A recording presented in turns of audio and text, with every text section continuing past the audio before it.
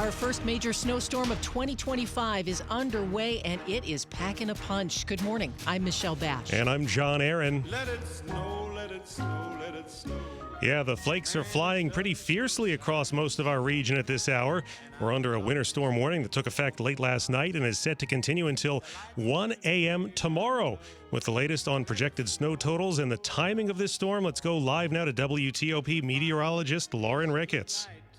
So if you've been out, if anybody's been out early on this snowy morning, we've got a lot of snow on the ground already, and it's accumulated pretty quickly. We've been seeing heavy bands work their way across the WTOP listening area. So again, several inches of snow, 2, 3 in spots. I am expecting an additional 4 to 6 inches of snow before this is all said and done. And as John was saying, I do expect it to end after midnight tonight. I do believe there will be a little lull during the midday where it really starts to lighten up, and that'll be after about 10, 11 o'clock this morning.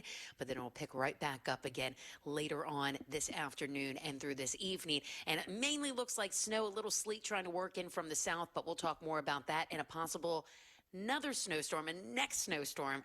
This we're tracking for next Saturday, so we'll talk more about that coming up in just a couple minutes. All right, Lauren, let's go to WTOP's Luke Lukert now. He is checking out road conditions this morning for us. He joins us now live.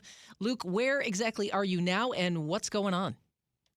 Michelle and John, I'm in a little neighborhood kind of in between American University and Tenley Town, trying to check out some of these back streets. You can tell that some of these plows are really trying to clear them up, but the snow is really coming down there. I mean, when I got out to my car this morning, easily 3 inches just on the hood of my car. So it's really hard for these plows to kind of keep up with the amount of snow that is falling. But they are making passes on these side streets. It's just a question of whether they're going to be able to keep up with the snow as it continues all morning.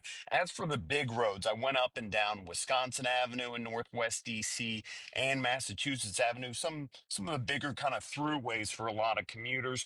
Those roads are getting cleared a lot more often.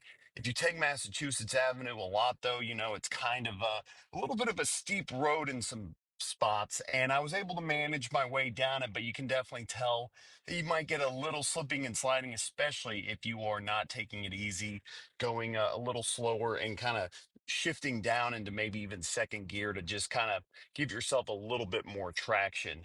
But it is harrowing, and you know, there's a lot more snow still coming down. It has not taken a breath since I've gotten out here early this morning. So we're gonna keep an eye on it all morning. Reporting live from Northwest DC, Luke Lukert, WTOP News. All right, thank you, Luke. All federal offices are closed today because of the snow, but many federal employees are still expected to telework. All major public school systems in our area are closed, including D.C., Fairfax County, Loudoun County, Montgomery County, and Prince George's County. American University is closed, while Georgetown, George Mason, and George Washington, as well as Howard universities, are all holding classes remotely. Smithsonian museums and the National Zoo are closed today.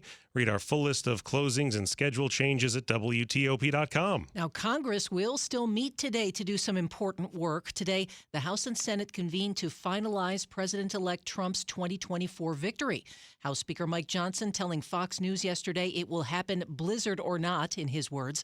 Vice President Kamala Harris, who of course lost the election to Trump, will serve in her role as president of the Senate today and read the electoral votes aloud so they can be tallied.